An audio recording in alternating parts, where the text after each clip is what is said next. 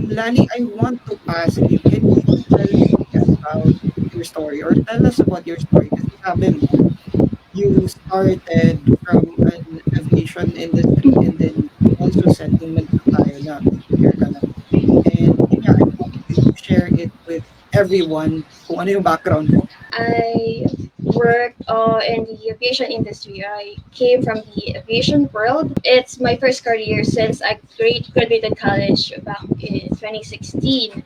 So, but I worked like almost 3 years. I'm working there for almost 3 years.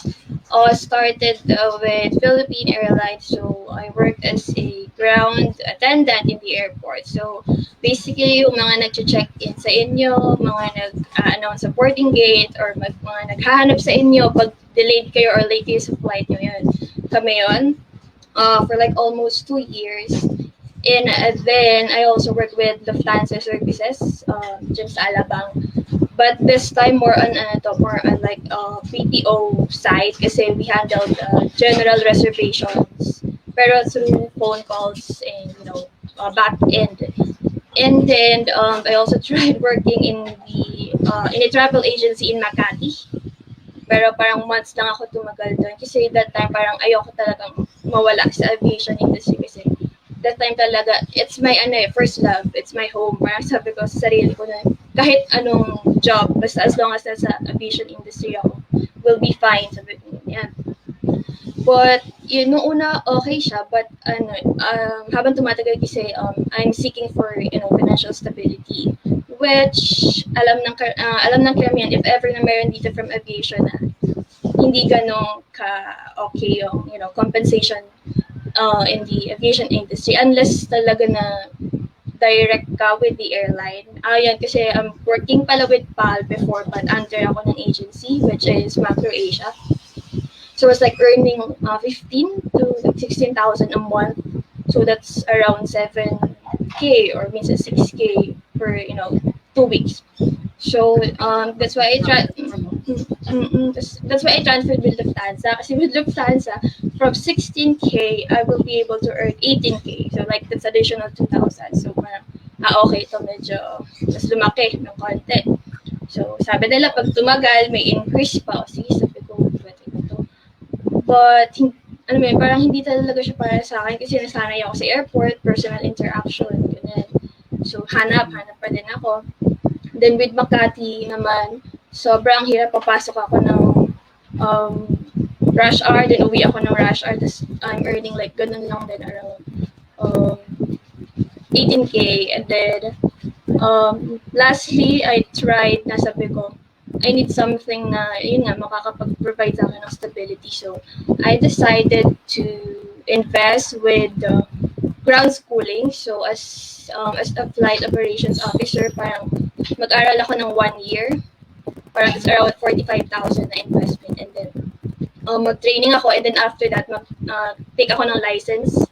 So, at least kasi syempre, pag license ka, yung pay medyo competitive, siguro probably mag-stretch around 25,000 or more. So, risk yun. I left my job. I took that ground schooling. Para siyang pang pilot. Diba, if pilot may ground schooling, ganun din sa flight operations officer. Then, 1 year and then I took the on-the-job training. And then, it's, 2019 yun eh. And then, ang time na tapos na ako sa training, parang kompleto ko na yung requirements and kinukuha ko na siya actually, piniprint na yung parang certificate ko that time and then kinabukasan nag-lockdown na kasi pandemic na siya. So, lockdown na. Naalala ko pa yung sabi ng isang senior ko doon. So, sabi niya, paano ka mag-e-exam niyan? Lockdown. So, grabe yun kasi hindi ko alam, parang anong gagawin ko kasi parang ayun na eh, andun na eh. Kumbaga, ang effort ko for a year of waiting and mag-study and mag-training tapos pagdating sa dulo, sasalubungin ako ng lockdown. Parang back to zero ka talaga, no? So, ang tagal mo na pala sa aviation, no? And then dahil sa tagal mo sa aviation, I mean, it was your passion na talagang mag-pursue sa aviation but for some weird reason, parang yun nga, misfortunate na event, nag-lockdown, nag-sacrifice ka pa, nag-resign ka pa from your old previous job and then yun nga, nag-lockdown. After that one, yung eto yung pinaka-curious ako, kasi you mentioned na yung goal mo kaya ka nag-upskill sa aviation is for financial stability. Mm. Pero ano yung na-feel mo after na mag-lockdown tapos wala ka pa ngang na ano, hindi mo pa nga nabawi yung investment mo, Oo. ta's biglang magla-lockdown, ano yung na-feel mo? I'm pretty sure that other people here are also having difficulties, yung nga, yung parang back to zero sila kasi this pandemic have really affected us. So yun yung curious ako na part. Ano yung na-feel mo after dun? Yeah, actually, nung first few months nung lockdown, like around March, parang hindi pa ako kinakabahan doon. Kasi parang, di ba, parang umaasa pa tayo na 2 weeks lang yan, 1 week lang Yes. yung lockdown, tapos mag-open up na. Ganun pa yung mindset ko. So, sige, review pa ako para sabi ko, at least may preparation ako before ako mag-exam. Nung una, okay pa, pero tumagal, umabot na siya ng months na hindi nag-open yung, yung from lockdown. So sabi ko, medyo yun na, medyo kinakabahan na ako, parang natatakot na ako kasi parang patagal siya ng patagal and na-stuck ako. Patagal na na-stuck ng walang ginagawa. So, parang after March, April, after 2 months, sabi ko, I need to do something. Na hindi naman pwede na mag-aantay lang ako sa wala. Mag-aantay lang ako na once naman nakapag-exam na ako for license, wala pa din naman ako secured na job. I need to apply for job pa. So, it will take months, di ba? Then, so sabi ko, I need to find a solution. Actually, doon na nag-start ako na mag-search like online if merong mga job opportunities online. Actually, yung una nga hinahanap ko pa, job opportunities for aviation online. Parang ganon. Kasi ayoko talagang umalis sa aviation. So, push natin yan kung makahanap tayo. So, wala talaga. So, until, saan ba ako nag-start? I think nag-start ako magka-overview about this industry nung encounter ko yung sa Google Garage, yung course nila about fundamentals of digital marketing. So, parang tinake ko yung course na yun, tapos tinapos ko. So, parang nagka-overview ako about the industry. So nag-try ako mag-search sa Facebook, sa Google, kung anong mga opportunities, ganyan. So, yun yung start na parang may opportunity pala. Na-curious kasi na-inspire din talaga ako with, other people. Pero at the same time, medyo nakaka-depress din in a way kasi patagal lang wala. So, but still, sabi ko, ay hindi nga pwedeng mag-depress na lang ako. I need to take action, di ba? Kasi wala namang ibang mag-take action for me kung hindi ako lang. You've made the switch. You did a lot of research. Nag-start ka with yung course, yung digital marketing. Like, curious ako, in terms of adjusting into, yun nga, acceptance na you'd have to shift your focus into going online. Ano yung mahirap na na-encounter mo in terms of adjusting na? Yung competition, kung paano ko i-represent yung sarili ko. Dati meron akong account sa Upwork, naalala ko, pero hindi ko siya ganong nagagamit. And plus, di ba, parang merong deductions yung mga payments. So parang, nag-try ako mag-create ngayon with Online Jobs PH ng account. So at first, akala ko madali. So when, nung may account na ako, and then I tried applying to different job opportunities. Nung nagbabasa ako ng mga skills na hinahanap nila, wala akong alam ni isa. Alam mo yung feeling na meron doon naghahanap must be familiar with Asana, yung mga project management software. Sabi ko, what is Asana? Para what the hell is Asana? Base ka para parang talagang wala akong alam ni isa. So sabi ko, paano ako magpapasa or magsasubmit if wala akong alam about this. Tapos, pag naglo-look up din ako sa iba't ibang naghahanap din ng job opportunities, parang yung skills na meron ako, kung titignan natin yung resume na hawak ko sa skills nila, sabi ko, ang layo. Kasi yung resume ko, yung typical na pang office, yung pinapasa sa mga corporate jobs. Ganun yung resume ko. And sa kanila, ang daming skills, ganyan, daming mga softwares. Sabi ko, paano yung sa akin? Kasi at the time, ang tinatry ko lang siguro parang ma-incorporate. Sabi ko, sige, wala akong, alam mo, parang feeling ko walang opportunity sa akin kasi I don't know a thing. So sabi ko, sige, try ko na lang incorporate yung customer service skills kasi galing naman ako sa customer service. But, nung tinatry ko na siyang incorporate, ang next na challenge na parang nakukuha ko question is, meron ba akong experience working virtually, which Yes. is wala. So, yun yung pinaka-challenge na paano ko i-build yung sarili ko or paano ko, alam mo, mapuprove na meron din naman akong skill na makakatulong sa business nila. If, in the first place, wala talaga, walang experience. Bakit hindi ka na-discourage? 'Di ba, I mean, 'di ba kung iba 'yan, sasabihin na, "Ay wala para sa'kin yung opportunity dito." The way yung pinakamaganda ko kasi sa ginawa mo ngayon or the way you are telling me the story is, you didn't say no na hindi mo kaya. When you said kanina na when you were looking for jobs on online jobs, yung mga job opportunities na mga posting, the way you answered me is more on paano. Hindi mo sinabi sa akin na, ay hindi ko pala kaya to. Yung ginawa mo is, how can you help or how can you stand out, ano yung available skills ko ngayon para ma-offer. Paano ka nagkaroon ng ganyang mindset? Most of the time, the problem is not really sa atin na ano, or sa jobs or sa competition. It's more on sa doubt natin. So, dun, mas curious ako bakit ganun yung mindset mo. Sa mindset, siguro to be honest, una kong na nagpatatag siguro sa mindset ko is yung seeing daily wins. Parang almost every week maraming nagpo-post ng wins, inspirational, para paano yung journey nila. Yun yung isa. Kaya important din yung pagpo-post ng wins natin. It's not, to brag, pero hindi natin alam na by posting those wins na we have, may isang tao ka behind na silently reading na nai-inspire mo and nabibigyan mo ng courage to move forward. So, yun yung unang strength na if sila nadaanan nila yung ganong journey pala before, achieving this win.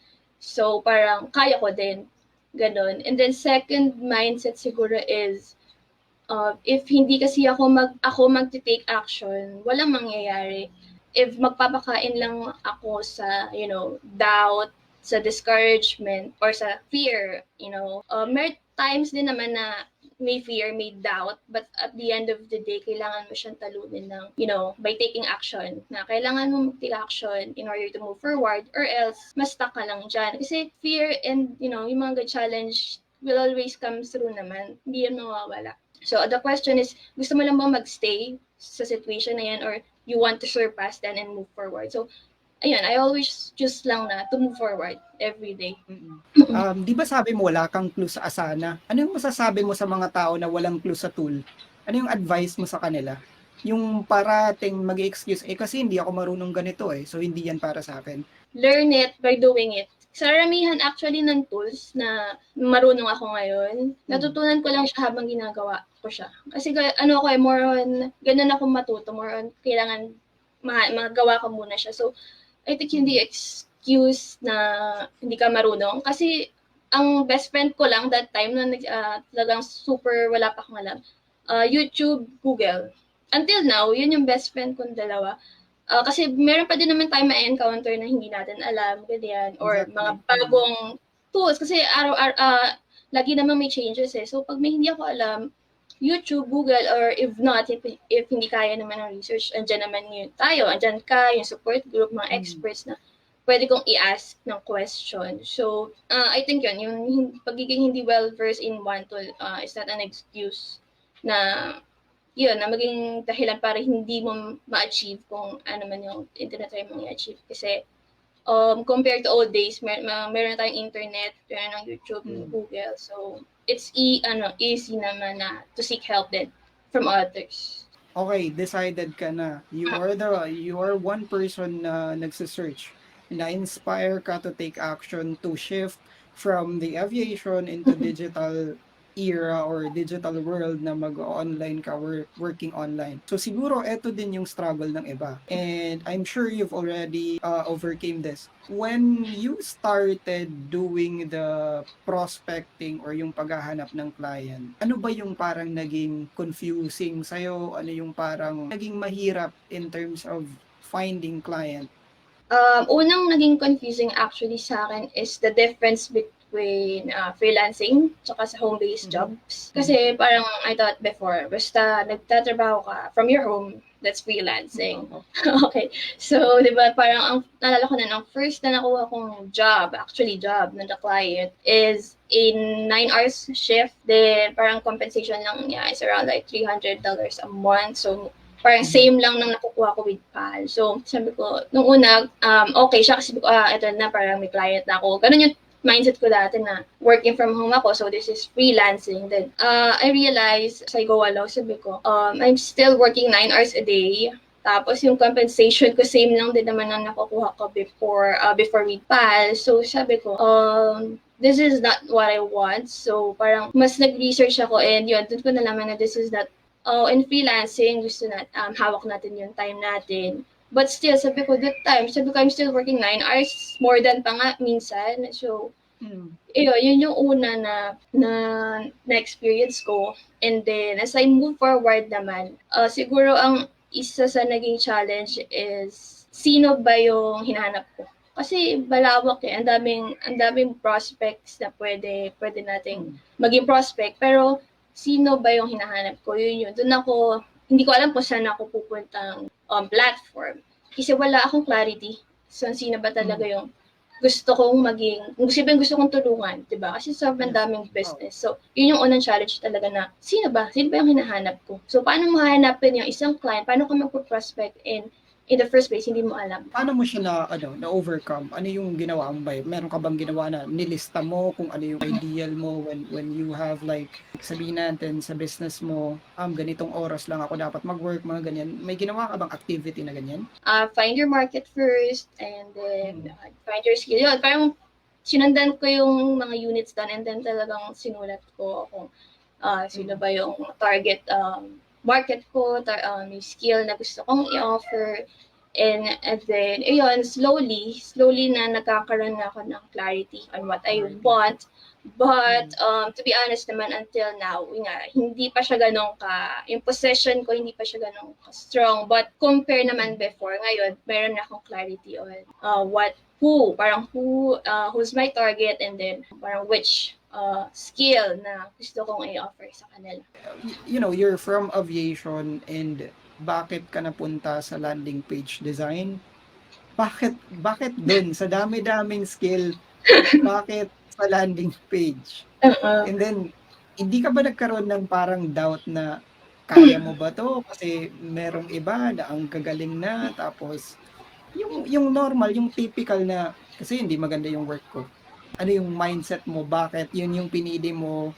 Paano mo na-overcome yung parang self-doubt mo? Actually, before, meron akong long-time client na actually client ko pa rin until now. Parang siya yung isa sa parang thankful ako na client kasi I started working with him. Parang business niya is sobrang startup pa lang. Sobrang walang direction as in, walang direction.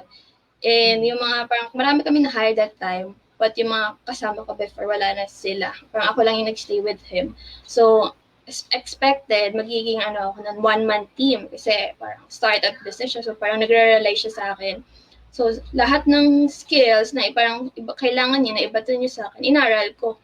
Parang from social media, email marketing, and then, wala pa actually yung ng landing page, wala pa. More yung generic pa lang na sige, aralin ko kasi sabi ko, kailangan niya ng help. So, diba, help. But, andyan naman ka, nagpo-provide din naman siya ng resources. Actually, mayroon pa nga mga paid resources siya. Para nga, ma-upskill yung mga services ko. So, that time, gusto niya mag-run kami ng Facebook ads for his business. So, gusto niya ako yung mag-run. Sabi ko, wait lang. Sabi ko, yung other skills, kaya ko pa, yung social media, email marketing. Pero yung Facebook ads, gusto niya daw mag-run ako ng Facebook ads. But, sabi ko, that time, I cannot do that kasi una sa lahat, familiar ako with Facebook ads na if hindi ka expert or if not consecuted properly, masasayang lang yung ad spend. And yun yung least na gusto ko nga mangyari sa kanya, na magsayang siya ng pera for the ads.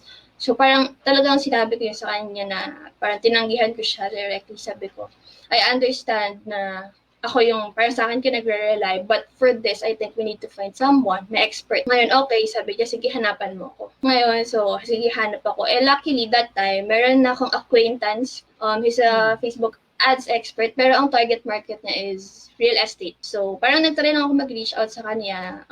Tinry kong itanong kung kaya niya ba. Yeah, sige daw, go. So, finish namin. Pero parehas na bago din sa kanya yung industry. So, parang sabay kami nag-work, tapos inaral niya. So, yung time na mag-start na, yung na-close niya na yung deal with my client. Tanong siya, sabi niya sa akin, familiar ka ba with landing page? Kasi parang ina-expect ko na, maglaran lang siya ng ads, parang that's it. Sabi siya nagtanong, familiar ka ba with landing page?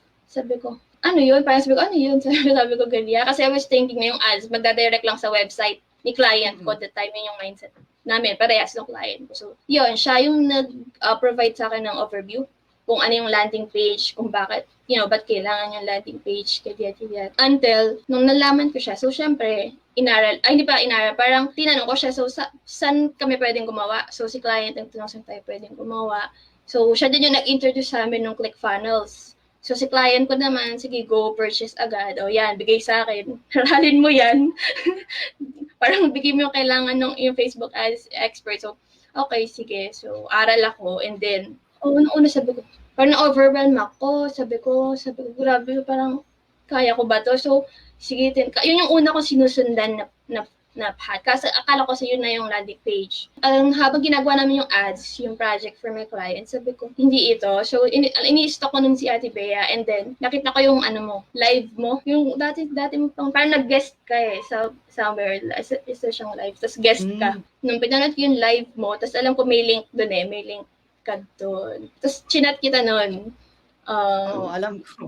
Yun, agad kita kasi parang, nung napanood ko yung live mo, parang, eto na, meron pala, may landing page pala. So parang, I think ito yung hinahanap ko. Kasi gusto ko yung ginagawa, gusto ko siya, nag-enjoy ako. Pero yung sa funnel kasi masyado, parang nalulunod sa funnel. So nung nalaman ko na may landing page pala, nag-chat agad ako sa'yo, and I decided na mag-join agad sa CDPH. So yun na, doon na talaga nagkaroon ako ng mas broad na overview sa landing page, mas natutunan ko siya, and at the same time, mas nag-benefit yung client ko kasi mas yung paggawa ko ng landing page for him, mas may structure na compare before. Sobra, yung scratch pa lang. So, nung sa loob na ako ng CDPH, yun doon na talaga nag-start yung, ito yung gusto kong gawin. Lalo na nung time yung sa client ko na nakapag-generate kami ng leads, tapos yung iba't nagiging client. So, may result na talaga. Yun talaga. So, alam mo yung unang, kasi makikita mo sa CF kung merong contacts na kung meron na. So, parang sabi ko, ang saya ko nun kasi akala ko nung una, sabi ko, paano pag walang mag-sign up dun sa ginawa ko, sayang yung ad spend ng client ko, sabi kong ganyan. So yun nung nagsimula na kami makapag-generate ng leads, tapos araw-araw nadadagdagan siya. So parang sabi ko, yeah, this is something na I wanted to do talaga. Tapos yun, second question mo is yung sa pag-compare sa iba. Yes, actually, sa iba. Nandun pa din ako, actually, di pa rin ako nakakalagpas doon. Kasi hindi ako artist. Yun nga, when it comes to design, hindi ako artist. So, yun din yung una ko. Actually, parang nag-doubt din ako, tama ba na piliin ko tong landing page design? Ang una ko kasi design. So, sabi ko, design, kailangan artistic ka. So, kailangan probably magaling ka sa graphics. So, sabi ko, hindi. Sabi ko, kaya ko maggawa ng graphics with Canva, pero hindi ako artistic. So, sabi ko yung sabi ko, yung service ko kaya makakapag-generate ng results, hindi naman ako magaling mag-design. So, pag minsan, yung sa client ko, pag may ginagawa ako, tapos tumitingin ako sa gawa ng iba. Sabi ko, shit, ang pangit nung sa akin, sabi ko. So, parang I think hindi ako worth it na bayaran ng premium fees kasi ang pangit.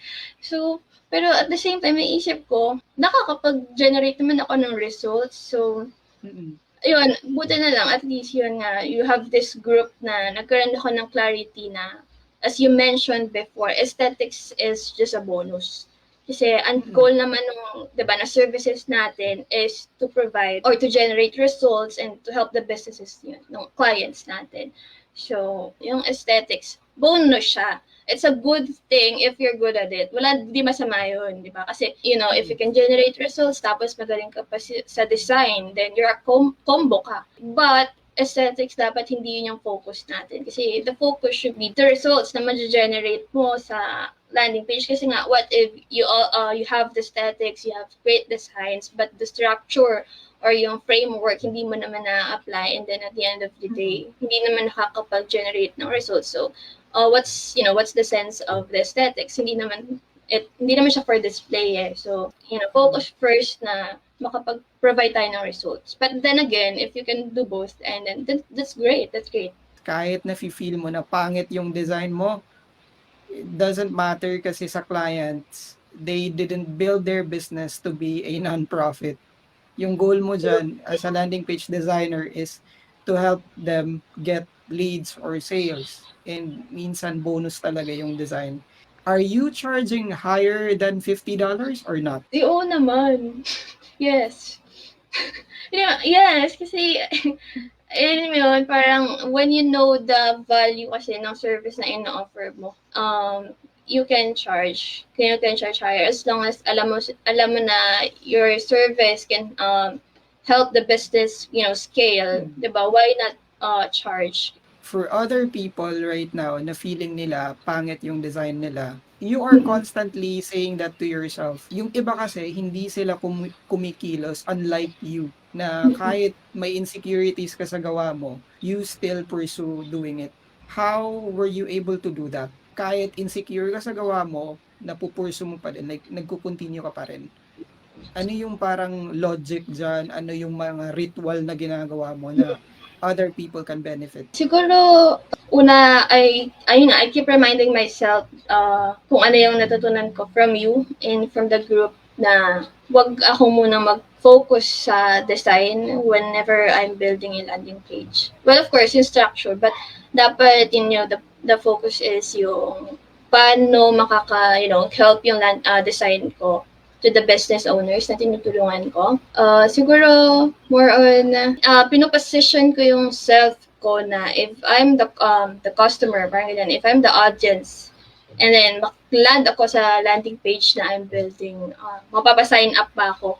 Or, will I grab this offer na dine-design ko? So, gine-grade ko or parang binibase ko yung design ko based sa value na mapaprovide niya or based sa results na ma-generate niya rather sa designs. But still, nagtatry din naman ako mag-improve ng design. Slowly, ganyan.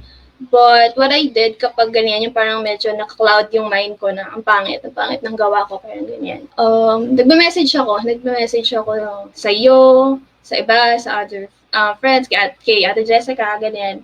Actually, dati tinanong ko, sabi ko, okay lang ba yun, ate? Kasi meron akong design na, instead of using, parang design sa backgrounds, designing the background, I decided to use her branding colors. Like, colors lang. Parang minatch ko lang yung branding colors yung design. And parang sabi ko, parang okay lang ba yun? Parang sabi ko, parang worth it ba yun na brand colors lang yung background ko and hindi ako nag-design. Baka I asked, Ate Jessica about it.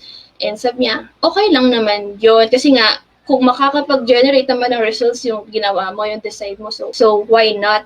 Tapos nag-provide din siya ng, suggestion. And yun, siguro, support, more on the support ako, kaya nagiging strong yung mindset ko, kaya hindi ako nade-discourage. Kasi meron kang community behind your back, nag-guide sa'yo throughout the way. Kasi kung wala yung kayo, kung wala mga chinachat ko na ganyan, madi-discourage ako kasi kino-compare ko literal nagbubukas ako ng iba't ibang landing page na design and kino-compare ko yung gawa ko, ang pangit, parang gano'n, parang compare sa kanila, parang walang-wala. Parang yun yung mga mindset ko parang paano kapag pinakita to sa iba, ganyan, baka i-revamp lang nila, parang yung gano'n, kasi ang pangit. So, but with this group, and with the people na meet ko online, and then, ayun, more on getting support. Emotional support as well, and then suggestions, feedbacks din. Mahalaga din sa akin yung feedbacks. Siguro hindi ako takot to get feedbacks, mas gusto ko yun. Kasi I know what to improve. So, ayun, parang hindi ko siya tinitake na negative kung parang feeling ko yung medyo, pangit yung design ko. But, mas tinitake ko siya o a challenge kung ano pa yung mga dapat kong i-improve. So, wag niyong iisipin na porket pangit yung design nyo, hindi na makakapag-generate ng result. Kasi, it's not about the design talaga. It's not about this. As long siguro na pina-follow niyo yung framework, dyan naman yan sa group, yung framework na galing kay yung Errol, yung 4P natin. As long as na-apply niyo yun with your designs, I think hindi kayo dapat mag-worry. So siguro yung another question ko is, because you have been referring to the 4P framework. For other people, sabi nila mahirap daw gamitin yung 4P framework. For you, mahirap ba siyang intindihin? Like kasi gusto ko din na if I need to improve it, we can improve it. I mean, kung hindi maganda yung layout, pwede naming i-improve. Pero yun nga, was it difficult for you to use it? Actually, no. Kasi nung parang first time ko siya na-download, kumbaga, andun na lahat eh. Di ba sabi ko parang sa spoon feeding na siya, andun yung framework, andun yung parang mismong build nung structure, and then andun din yung parang right question to ask. So, actually, madali siya. Yun yung talaga yung ginagamit ko whenever na nagsisimula ako mag-build ng landing page. Parang, as long, siya eh, para siyang map ako. Parang as long as nasusunod, andun ako, parang alam ko na I'm on the right track. So, for me, hindi siya mahirap. Kasi, kung ano yung nandun, yun ang talaga yung ina-apply ko. Then, siguro, konting, tweaks na lang. But, but still, to answer the question, no, it's not. For me, For me. So, hindi siya mahirap. Kasi, detailed na siya eh. Andun na lahat talaga. Bakit mo nasabi na importante yung support? Kasi yung iba, like, we are noticing that other people would just lurk, ayaw nilang mag-comment, ayaw nilang mag-engage, and yun nga, like, paano mo nasabi na importante sa yung support? Kasi, ano ba? No man is an island. Yun nga, sabi ko sa'yo, no man is an island. Plus, we're, working virtually. So, wala tayong nakakasalamuha unlike sa corporate jobs natin na may nakakausap tayo. Important siya kasi isa siya siguro sa ako, pinagkukuhanan ko ng strength to move forward kasi ang dami, but every day, pag nakikita mo yung other people commenting on their wins, commenting on their challenges as well, parang ikaw ma-remind ka na sa sarili mo na, kunyari, you're experiencing the same and you're so down, but makakita mo na hindi ka nag-iisa. It's a reminder, diba, to us na we're not alone. Diba, kung nasan ka man, kung na-stuck ka man or something, or you have wins, then masayang makakita ng wins, and then kung sometimes you're feeling lost, important na meron kang support group kasi hindi talaga natin kaya mag-isa. Kahit siguro sobrang galing mo na, parang, tas mag-isa ka lang, parang ang lungkot naman nun, di ba? Parang, it's important din eh, kasi, di ba, virtually tayo working, I think, with our mental health din. Imaginein mo, working ka lang, let's say, nag-generate ka ng 6 digits and then you're working alone, wala kang nakakausap.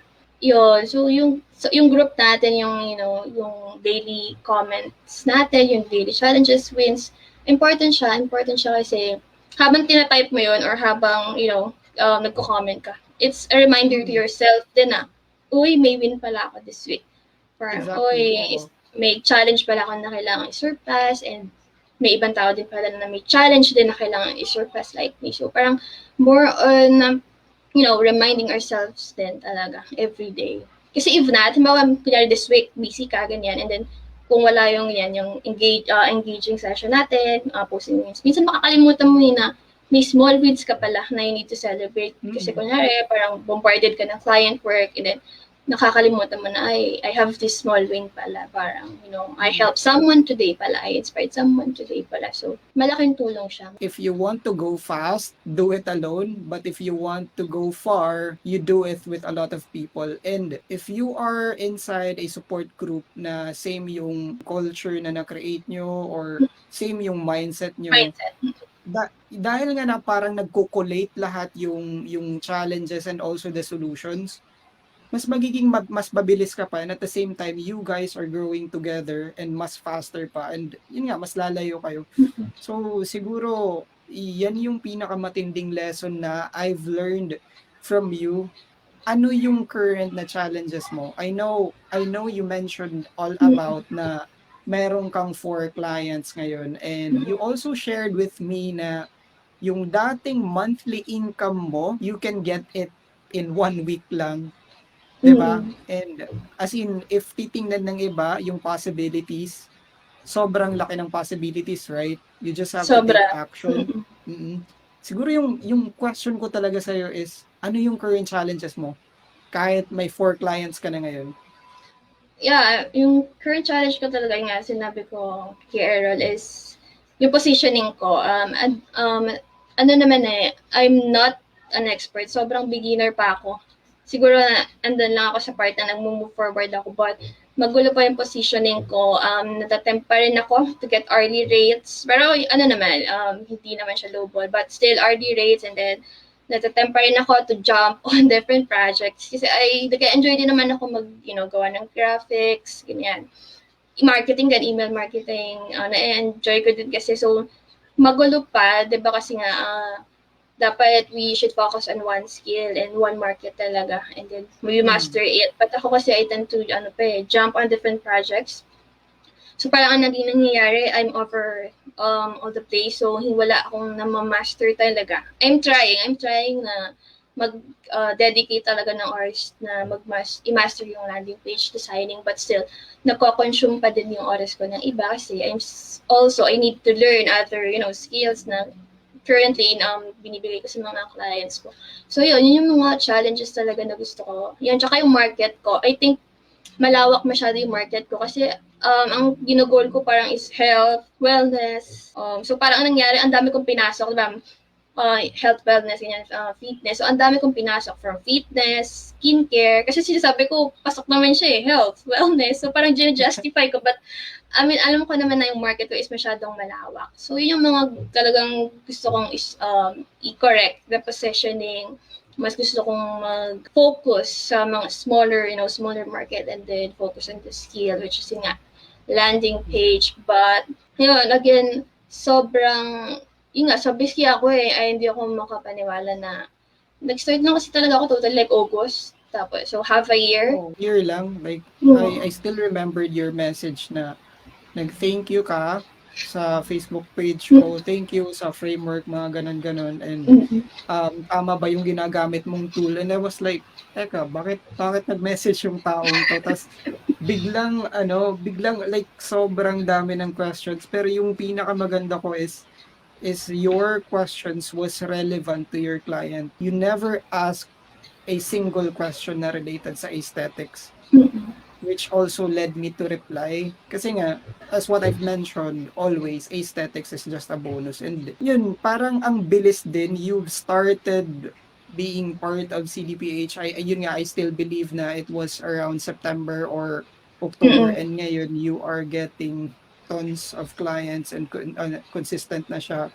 And you are still leveling up, and you still consider yourself as a beginner kahit may 4 clients ka na, which para sa amin hindi na yan beginner kasi yun nga, 4 clients, wala lang. Parang sobrang bilis ng panahon and sobrang bilis din ng result mo. Despite having that success right now, ano yung constant na limiting belief mo na you always try to overcome aside from comparing yourself with other people? Ayun na, as I mentioned, di ba, yung positioning ko, hindi pa siya strong. So, may tendency na what if yung mga clients ko, like right now, mawala. Parang ganyan, what if mawala sila? So, bilang hindi pa nga, yung positioning ko is hindi pa strong, parang baka bigla na naman akong maligaw, somewhere, and hindi ko na naman alam kung paano bumalik on the track. Isa pang limiting belief ko is, kaya ko ba talaga na, maging, expert talaga when it comes to, landing page design. There are times pa rin na nagda-doubt ako sa skill ko na, kaya ko ba talaga, parang makakakuha pa ba ako. Yun, parang yun pa isa, parang, patapos na yung isang project ko with, landing page client ko. Makakakuha pa kaya ako ng next client? Parang ganyan, makakahanap pa ba ako ng next client? Parang para sa akin ba? Kasi di ba, parang I spent a year with my passion sa aviation, nag-invest ako, nag-aral ako, tapos ended up, baka maulit na naman.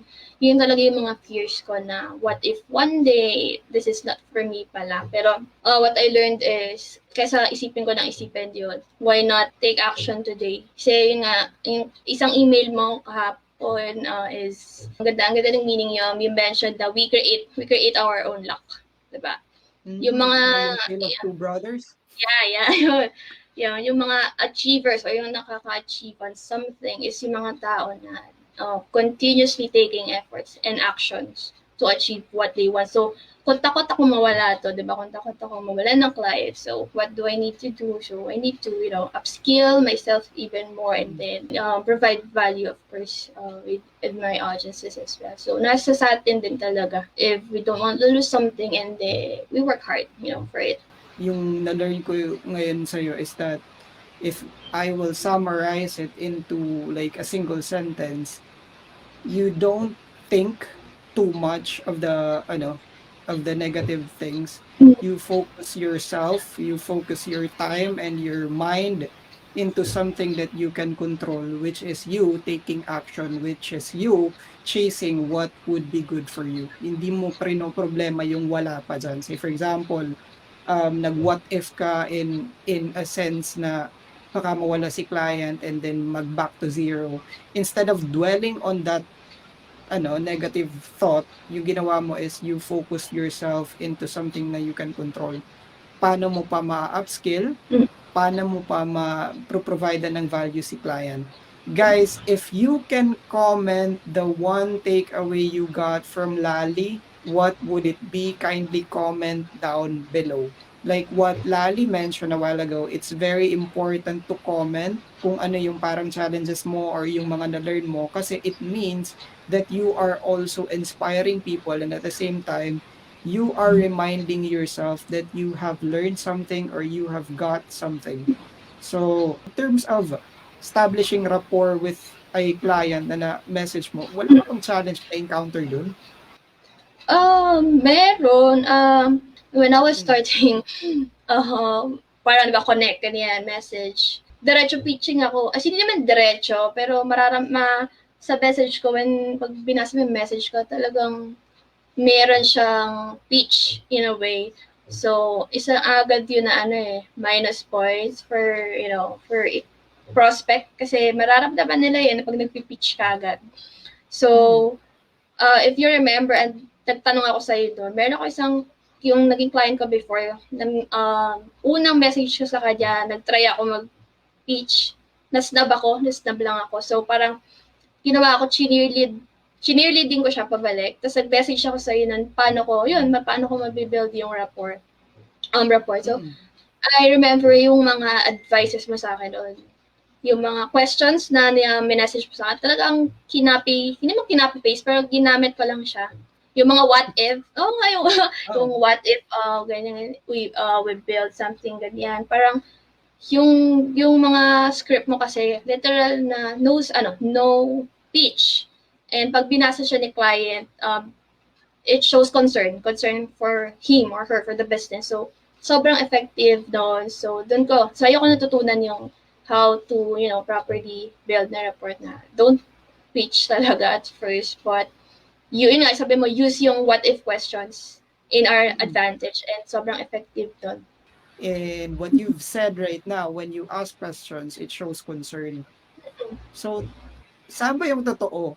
Like, importante ba yung asking questions or hindi mag-a-ask ng questions sa client? It's important. Sobrang important niya kasi if hindi ka magtatanong ng questions, 'di ba? Paano mo malalaman, 'di ba? Kung ano talaga yung gusto ni client. Kasi 'di ba, it's important na may clarity ka talaga ano ba talagang needs niya. And for you to know, kailangan mo magtanong ng question and yung what if na yan, effective siya kasi I tried it and sobrang yung client ko na yun, na ginamitan ko ng mga what if questions na galing kay Errol, sobrang close na namin ngayon na kahit tapos na yung project sa kanya. Kasi sobrang kung na-build yung rapport by asking the what if question, parang sa point of view niya na I'm really concerned for her rather than, selling anything. Kasi, alam mo, yung mga tanong natin dun is based on, on her needs naman eh, hindi naman sa needs natin. So, 'di ba? So, it's important to ask questions, to ask that what if questions. Kasi that way then, you'll have the clarity, ano ba talaga yung needs ng client. Kasi, if hindi mo i-deep down yung questions mo, you might end up thinking na ito yung need niya. But in the Mhm. long run, hindi pala. And yun yung least Mhm. na gusto nating mangyari. Kasi what if natapos mo na yung, 'di ba, a certain project, thinking na ito ang need ni client. Kasi nag-stop pa nun, asking question, ayaw mong makulitan. So, paano pagdating sa dulo, hindi pala yun yung kailangan, edi, 'di ba?